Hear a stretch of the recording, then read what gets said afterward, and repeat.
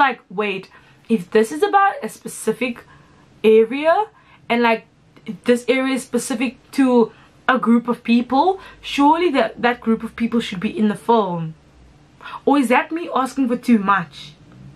Erasure of darker skinned Afro-Latinx people to appease an audience is very deliberate. This movie was such a breath of fresh air. It was so joyous. So I just want to remind you guys that colorism is just a vessel of white supremacy, but we just had to find the right people. And it's weird that why do the right people always look a certain way? I put critical thinking to the side and then I just enjoy the film. Hi guys, welcome to my review lifestyle and academia channel. My name is Agapé, like the love. If you're new here, then hi, welcome. This is a safe space, except if you're Manuel, Miranda and John Tuna. I'm joking. This is a safe space, but if you're not, welcome back to my channel. As you guys can tell by the title of the video, I'm going to be reviewing In the Heights, talking about the places where it was incredible, but also the places where it fell short, right? This is going to be criticism, but also a video essay of some sorts. But if you guys want to continue watching, then I think you should. But also, if you guys want to like this video and maybe comment down your favorite song from the soundtrack, I would also be curious in that. I was obsessed with Breathe. I think I was gonna say it was a breath of fresh air, but that would be too cliche. But yeah, no, I was obsessed with that.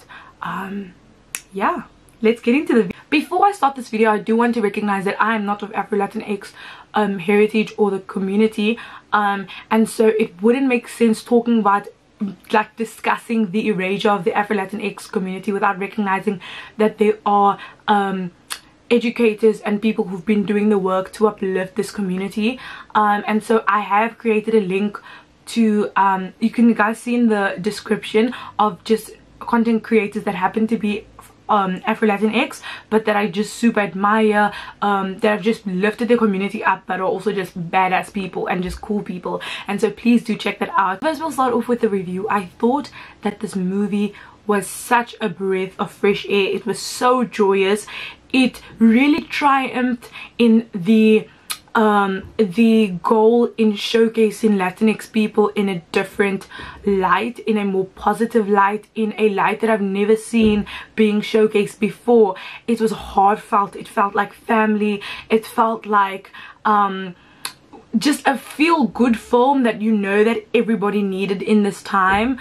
I watched it and there were chills like across my arm. I was crying at one point. Like, I genuinely believed these stories and the stories that were told. Like, standout performances from me was Leslie Grace. I thought she did an incredible job as Nina, just captivating that and just really encompassing what Nina and who Nina as a character is. I thought that she did an incredible job. Anthony Ramos, like, what else is there to say? You can just see it in his eyes that he's like, you can see it in his eyes. And I thought that this is when it gets tricky, because I tried watching this film with leaving the critical analysis and the deep thinking to the side so that I could actually enjoy it, because there were a lot of things that made me, like, I don't know about that, like maybe made me raise an eyebrow, right, to certain things that were happening. So I put critical thinking to the side and then I just enjoyed the film, and I relished in its successes, and I just, yeah, it was a really good film. I thought that it was a crowd pleaser. Box office sales are saying a little bit, like, they said that it did underperform a bit. There were little things that I really liked. So for example, in the salon, when they're having this whole like conversation and they're talking, and Vanessa's talking about how she likes Usnavi, and then the wigs are like moving. Like, I thought that was such an animated thing to do that I absolutely loved. And they're doing this one scene, and they're walking down the street, and Usnavi's there, Sun is there, Ben is there, and they're doing this thing, and like they're animating the movements, and I don't know, it was so imaginative. It was new, it was fresh. Benny and Nina, the characters, they really stole the show for me. But I don't know, it was ultimately a really good film if you put critical thinking skills to the side.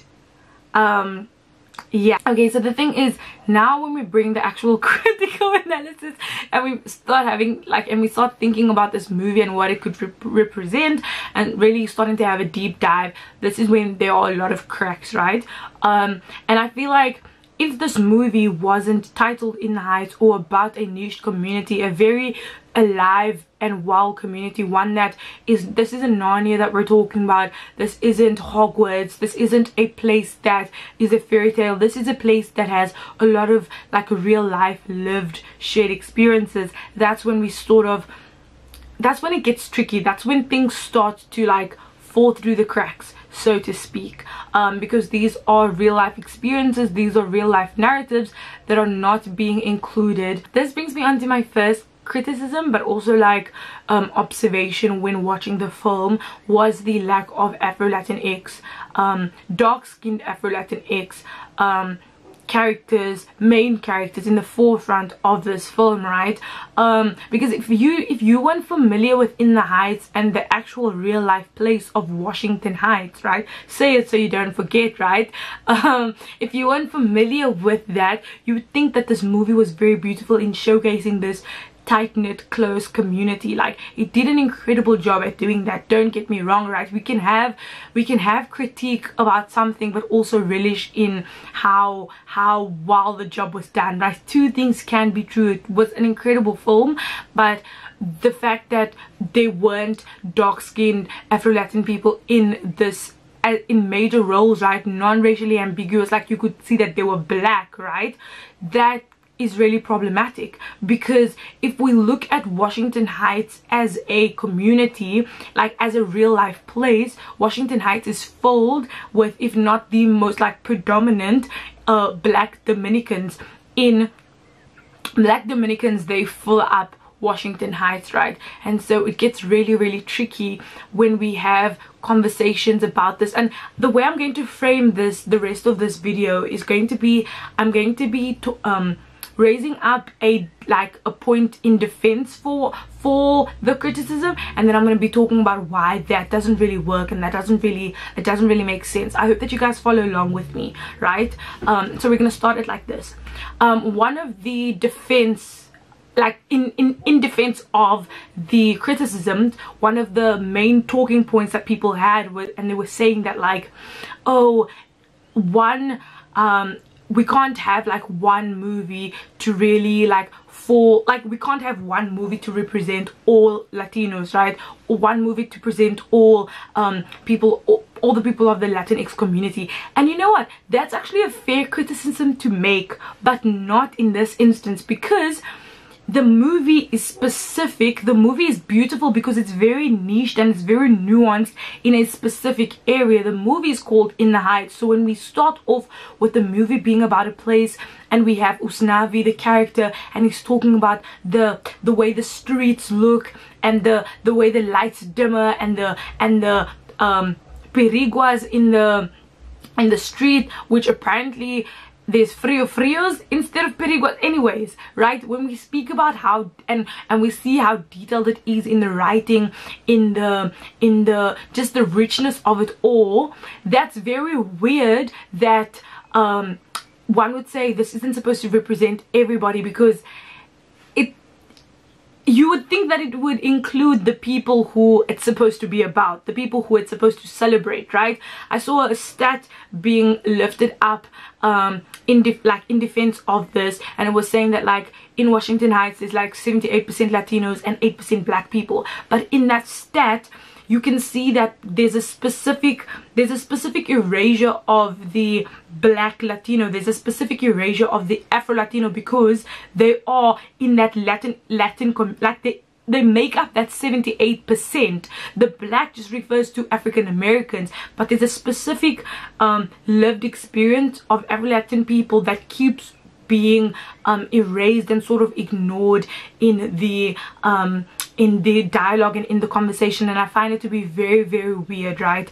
That was my one point.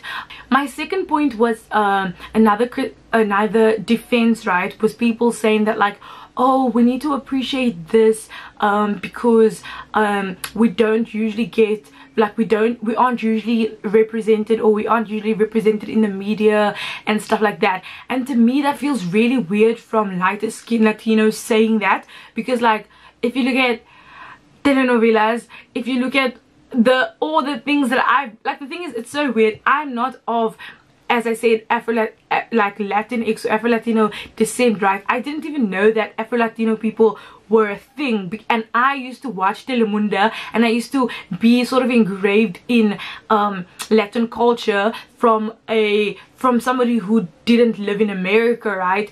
And so for white or white adjacent or lighter Mexican, lighter Latino people to say that, like, oh wow, we finally feel represented and that should be enough, it's weird for me, because like, have you not been have you really not been represented? Maybe not at a huge global scale, I can see that, and like a musical and like being shown light, but I feel like it's a weird thing to say when there's people who've actually been erased from many different narratives. To them it's like, and for you to relish in the fact and saying that this is enough, it very much says to Afro-Latin, dark-skinned Afro-Latinx people that them being ignored is fine for now. This was just like Rita Moreno said when she was talking to Stephen Colbert, and she said people just need to wait their turn.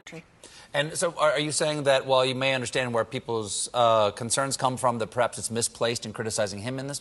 Well, I'm simply saying, can't you just wait a while and leave it alone? There's a lot of people who are Puerto Rican, who are also from Guatemala, who... And it's coming to them, that it just says like, keep quiet, because when will your turn come? I think that's something that we also need to be aware of, right? How are we comfortable as a community being okay, being able to celebrate something when the specific community that we're said to exalt or like lift up, we don't see them? It's deeply like it doesn't sit well with me. It really doesn't sit well with me. I want to say that a lot of this conversation was catalyzed by the interview from The Roots. It was like a YouTube clip that kind of went viral on Twitter that really like catapulted this conversation.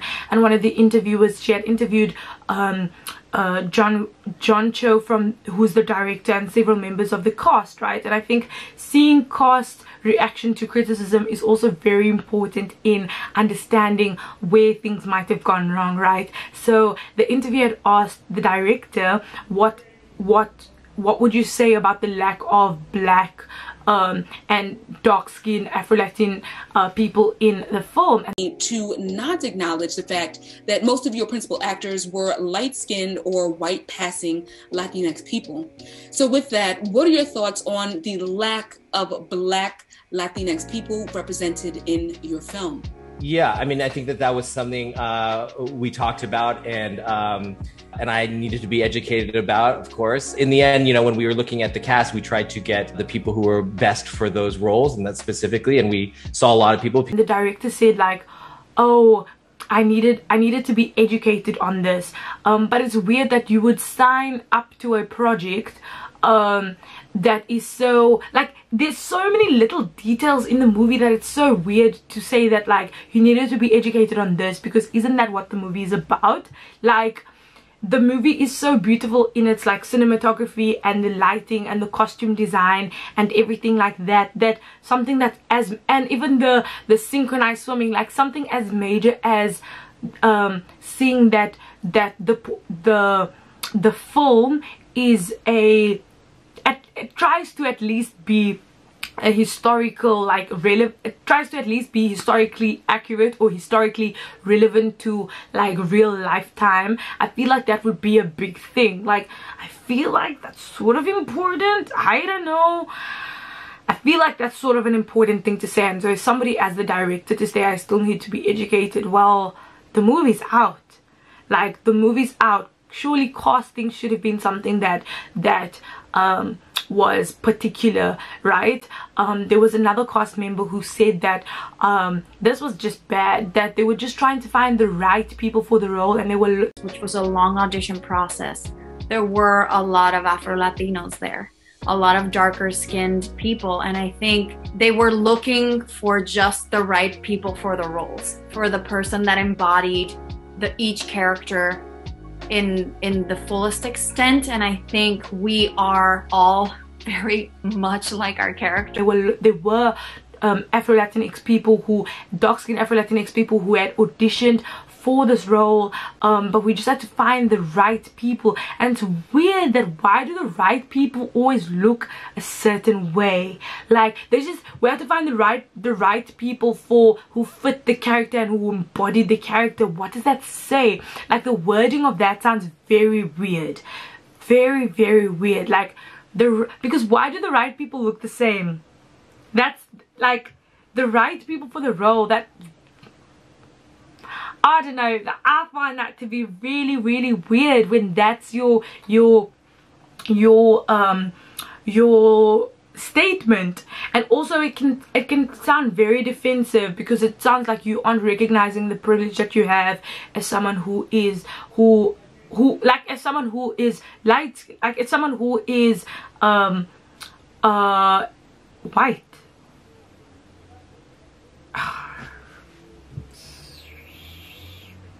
I don't want to shake the table.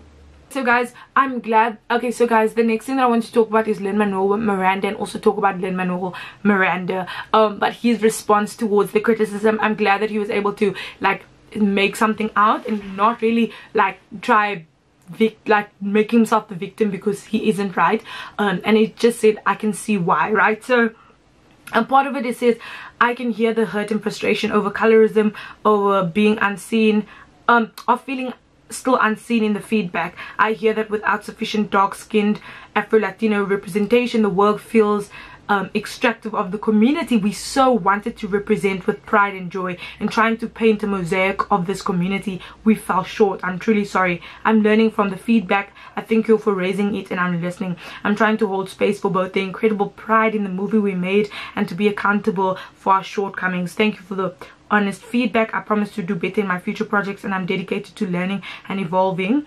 I'm dedicated to the learning and evolving we all have to do to make sure we are honoring our diverse and vibrant communities. I wanted you guys to take note of the fact that he said, I hear without sufficient dark-skinned Afro-Latino representation, the work feels extractive to the community we so wanted to represent.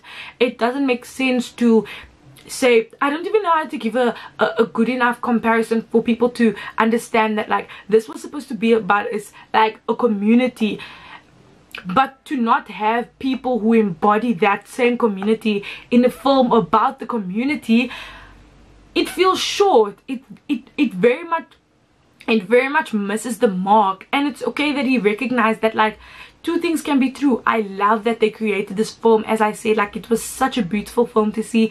I cried. I genuinely felt so much joy in seeing this film, even though these aren't communities that are on my own, right? We can really take pride in seeing something being done and notice like, wow, that's incredible. Like, child, I'm not of Asian descent, but when I watched Parasite, I was like, this is an exceptional film, because it was so well done and it was so honoring what it was trying to do. But you can notice that, but you can also realize, well, I can see some criticism. Two things can be true, right? Two things can definitely be true.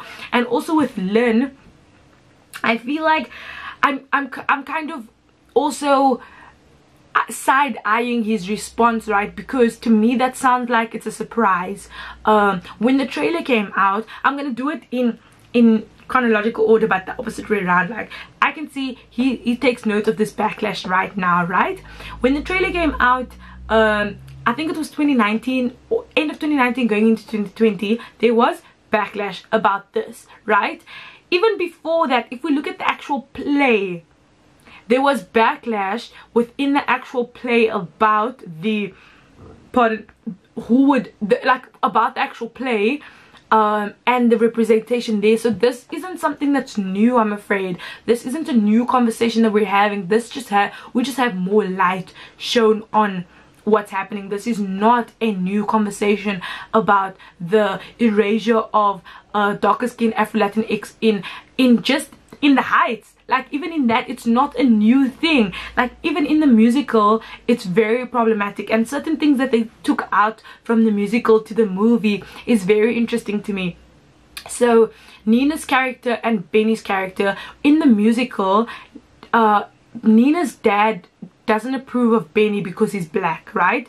This is something that they didn't include in the film, and one would say that, like, okay, it's good because we just want to have like a positive thing without any sour bitterness. But it's also interesting to see that they took out something that could maybe be an educational moment, could stir up some conversation, and also tackle the anti-blackness within certain communities. Like, they could have done something about that, but they didn't. Like, that's an important dialogue to have, because there's anti-blackness.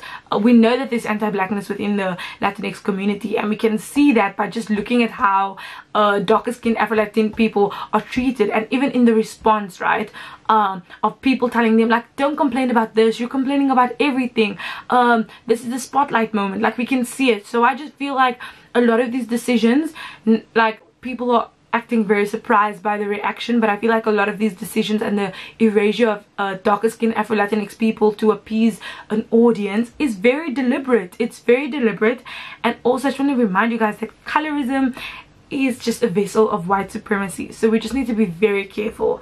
But I'm saying this because you'd expect that a team that are paying money and that are putting money into creating something beautiful would at least do the accurate research and making sure that they could portray this to the best of their ability. Yes, I get that people are always going to be upset, but this is also about, like, historical context and, like, accuracy. This isn't people begging and pleading and doing all sorts of things. This is just like, wait, if this is about a specific area, and, like, this area is specific to a group of people, surely that group of people should be in the film.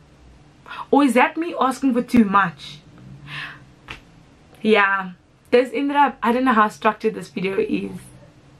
Also wanted to say I really like the idea of, like, what you're looking for has always been there. Like, that sentiment in movies and films reminds me of this Alicia Cara song, like, the home is wherever I live. Like, that moment in the film, I was live tweeting as I was watching the movie. I was live tweeting, and there's a line, right, and it says, I found my island, it's been here the whole time, I'm home.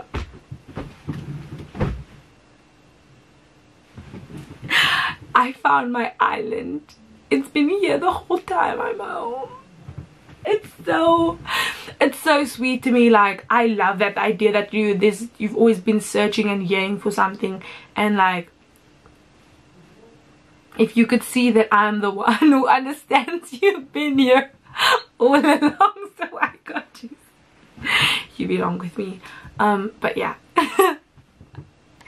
Oh, but yeah, guys, I don't know, I feel like I had a lot of thoughts, and this movie was very complex, and I'm still gonna enjoy it. I'm just gonna turn it up, but I don't know, like, yeah, it's very complex, and I'm seeing, like, responses are making me just side-eye people even more, but it doesn't take away from the fact that it was a beautiful, brilliant movie. Yeah. But yeah, guys, thank you guys so much for watching my video. I hope that this video was succinct enough, and I hope that it made sense. And yeah, guys, thank you so much for watching my video. But yeah, guys, thank you guys so much for watching my video. I hope that it was succinct enough, that I hope that it made sense. I feel like I was rambling on, but I hope that you guys were able to follow along with me. Again, go watch the film. I hope that it does really well. See it if you haven't. If you just wanted to know about the scoop and all of that, see it if you haven't. But yeah, guys, thank you guys so much for watching, and I will see you guys next time. Bye bye.